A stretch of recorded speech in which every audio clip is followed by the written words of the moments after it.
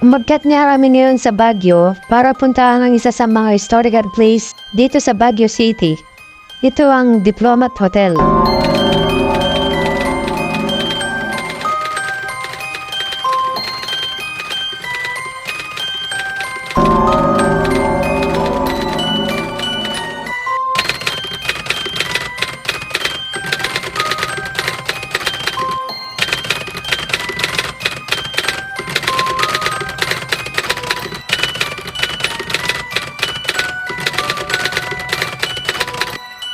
So, nandito na kami sa Diplomat Hotel. So, marami ako nakikitang vlogger dito na sabi nila nakakatakot daw.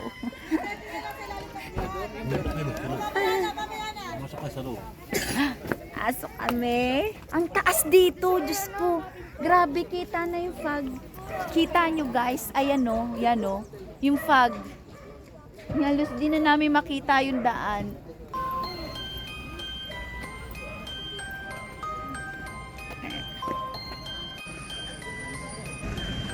Kaya't kami dito.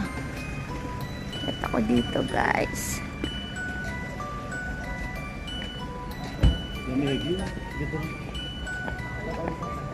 Wala na masyadong tao ngayon kasi medyo hapon na.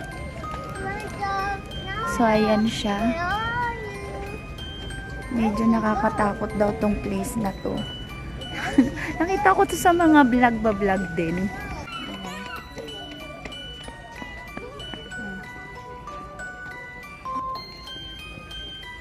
Hindi kami papasok sa loob. Bawal din kasi pumasok sa loob. So, sa labas lang talaga, nakasarado. Ayan. Ayan. Sabi-sabi. Sabi-sabi nila may dito. Sabi-sabi nila may. Nakakatakot din yung loob niya. Sayang hindi tayo binigyan ng pagkakataon para makapasok dito sa loob ng building. Ayan. So, video na lang natin. Yung place niya, parang yung dati nakikita ko siya sa horror lang. Pero, totoo siya ngayon. Ayan siya, medyo nakakatakot yung place niya. Ayan. So, ayan guys. Ito yung medyo papunta niya na sa likod. Sa likod na to. Sa likod. Ayan. Ayan siya. Ito yung likuran niya, guys.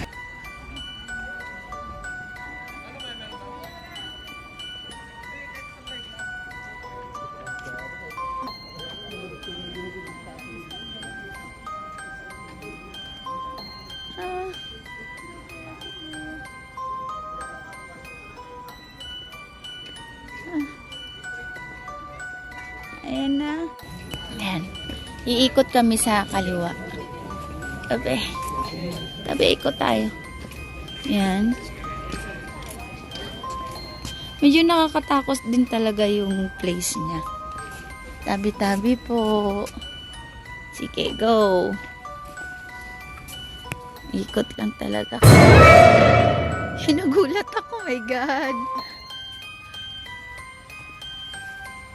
Ayan.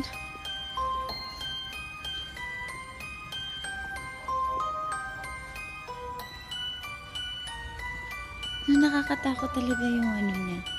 Siguro dahil sa sobrang luma niya na, kaya yung itsura niya parang nakakatakot. Ayan. Ha? Pinagbobomba? Pinagbobomba na pala. Tapos yan, talagang bawal na siyang pasukan, nakasarado na. Sarado na siya, guys. So, asyan. Ayan. Room by room. Hotel daw to dati. Hotel. So, yan. Oh. Dami. So, historical talaga siya. Medyo.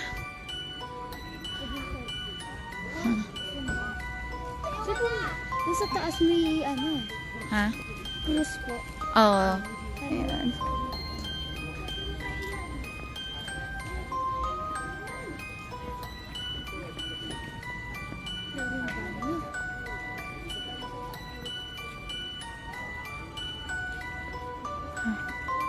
Sobrang lamig na. Lamig na, no? Dito tayo. Bebe, tawid!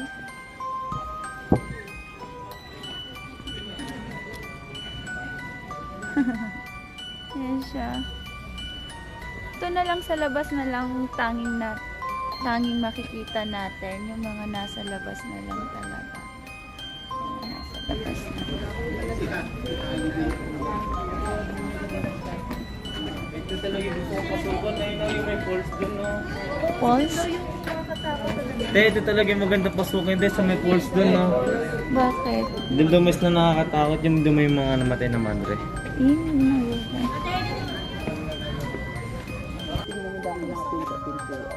Dito nga habang nagpapahinga ako at minamasdang wrong gusaling ito. Kanina nga habang nag-iikot-ikot kami, hindi mawala sa isip ko ang mga kwento-kwento rito na marami raw nagpapagita, nagpaparamdam.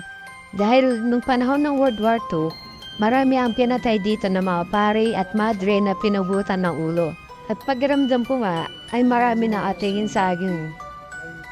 1940. 1930, 1915.